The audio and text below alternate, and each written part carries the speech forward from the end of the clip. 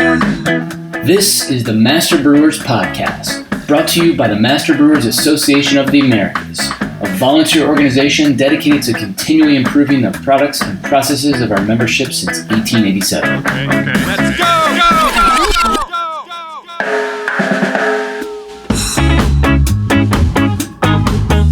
Master Brewers brings you interviews with the industry's best and brightest in brewing science, technology, and operations.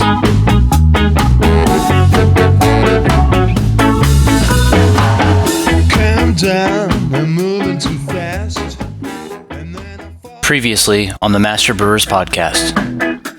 I'll just make a bold statement that lower color expectations are the enemy of malt flavor. And they really a lower color really restricts the maltster's range of processing options. Let's go! Welcome back to the Master Brewers Podcast. I'm your host, John Bryce. This episode is part 3 in a series about malt flavor development, understanding kiln-made malts with Joe Hertrick. Let's pick up the conversation where we left off last week.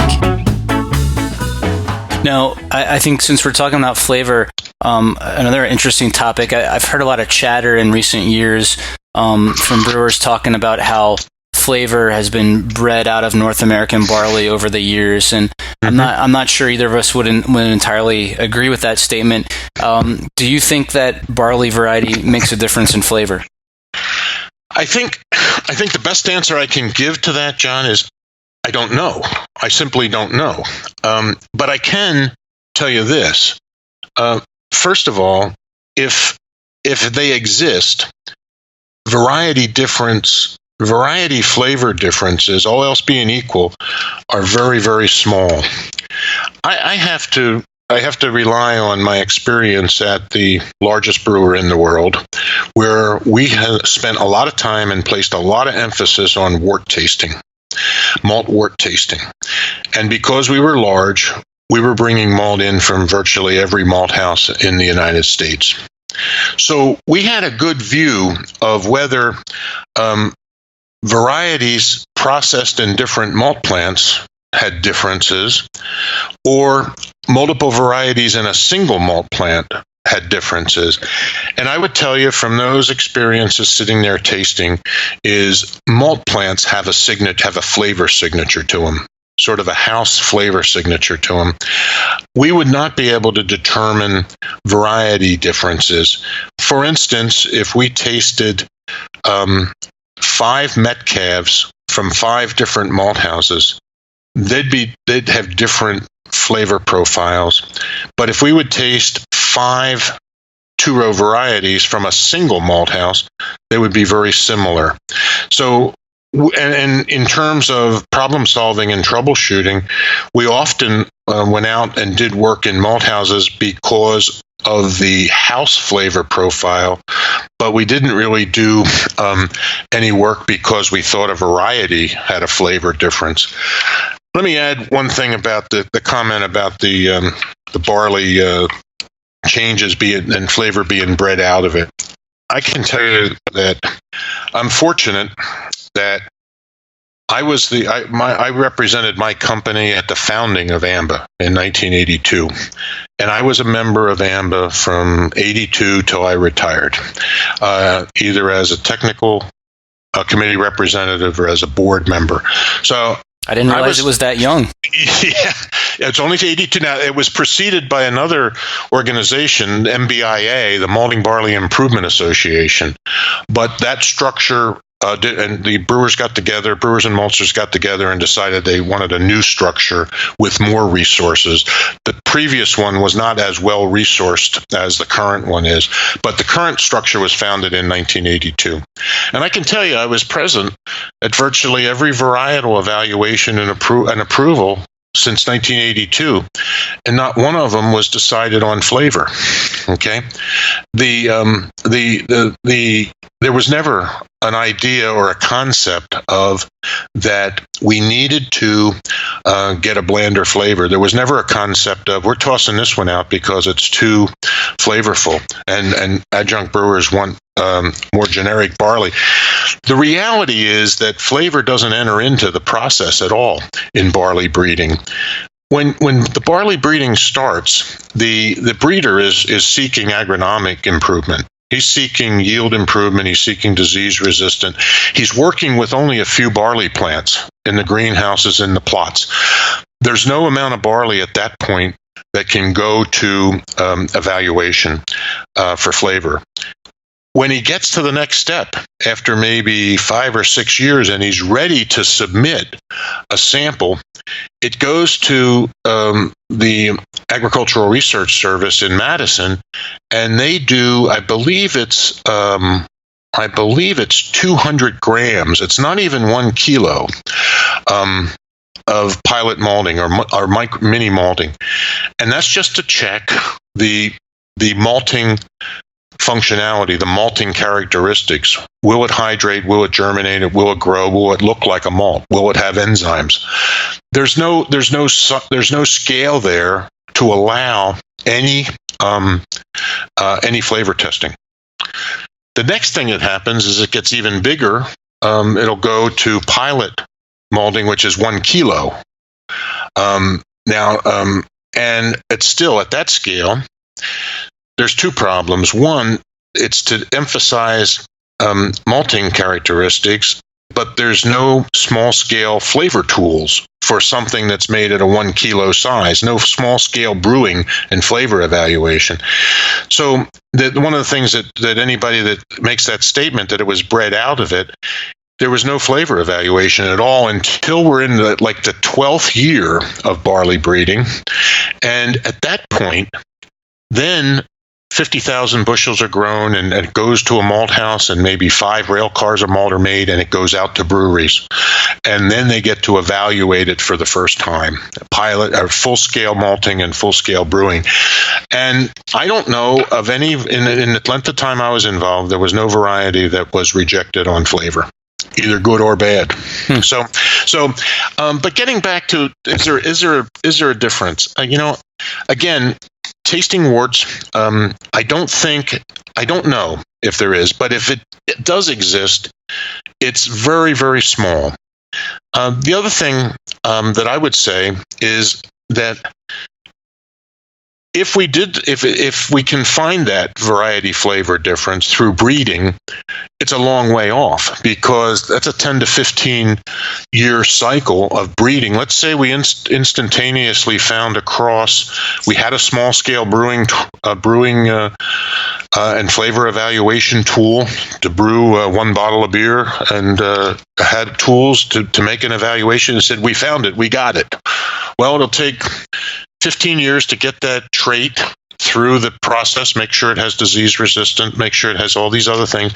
And we'll go through that, and we'll end up with what I think is just a very small difference. And I think there's a much more important profile, which is the heat applied, the length of time of the heat, and the moisture level.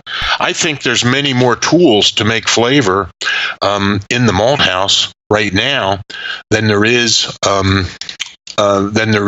to wait for barley breeding. I mean, and again, I guess, and I don't want to be negative about this, but I would tell you that even if we find it academically proven, might not be process meaningful. Yeah. If it's really that critical to a brewer, do you want to wait 15 years for a small difference? Right. I understand how people feel really strongly about it, and they should pursue things they feel strongly about it. But from a pragmatic sense, I think there's a lot more things we can do today in the malt plant. Yeah, that makes great sense.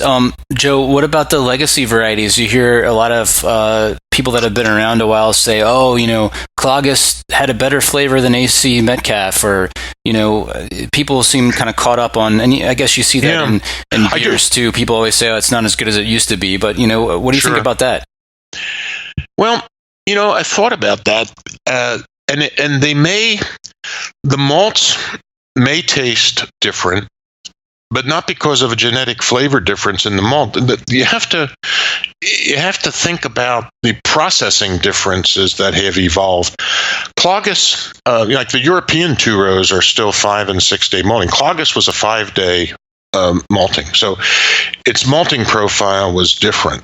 So if you accept that the degree of modification that you have and then the heat and kilning application you make develops the flavor. If you have a variety that has a different level of modification, then it's probably going to make a different tasting malt when you kiln it. And to the extreme of, this is where, again, the low color expectation comes into play. Let's just say that we have Clogus that has a very modest modification profile and a nice kilning profile that set the standard, and it was a very nice malt, and it was at 1.8 color. Then we compare that to, okay, now we have Metcalfe as a standard. Well, Metcalfe has a much higher modification profile. So it's going to make more simple protein material, and it's going to have a different set of artifacts that are going to go to the kiln.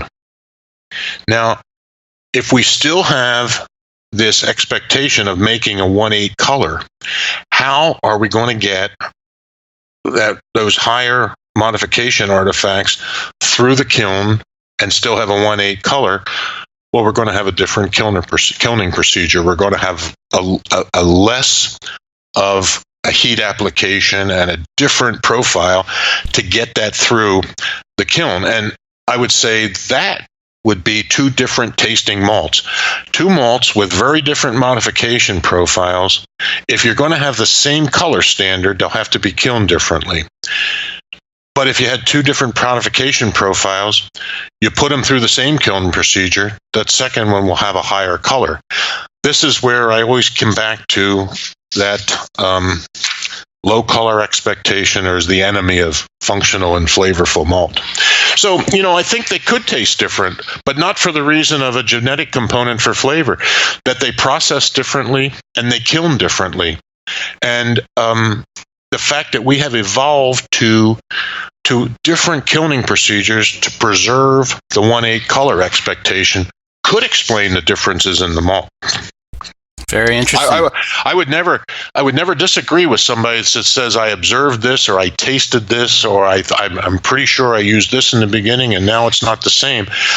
But we may not always get the cause and effect right. That's But we should never question anybody's observations. They've seen it. We weren't there. It's their beer and they saw it. We didn't. But there may be alternate explanations for it. That's awesome. Great. Well, Joe, thanks a lot. Okay. You're really full of knowledge here. You need to write a book sometime soon. You know that? I heard. Yeah. Well, and we're going to have you back on the podcast again very soon to continue this discussion, because there's obviously much more to talk about in regards to barley and malt and malting, and then we can possibly fit into just a couple hours of chatting. So I've heard you even ran out of time during a 16-hour lecture at one point. So. Yeah, well, thanks very much, John, because thanks for the opportunity, because I like to share the things that I've observed over the years. All right, that's what MBA is all about, right? Yep. All right. Okay, thanks, John. Do you have questions for Joe, or want to see what other commercial brewers are talking about? Join the conversation now on Ask the Brewmasters. It's the brewing industry's only award-winning knowledge base and discussion forum, and you can find it at community.mbaa.com. I learn more each time I hear Joe speak. Would you like to spend all day with Joe in a classroom? Enroll in the always sold-out 2-week MBAA Brewing and Malting Science course. This year, 6 brewers attended free of charge on Master Brewers scholarships. Click the Education tab at mbaa.com to learn more. I'm moving too fast.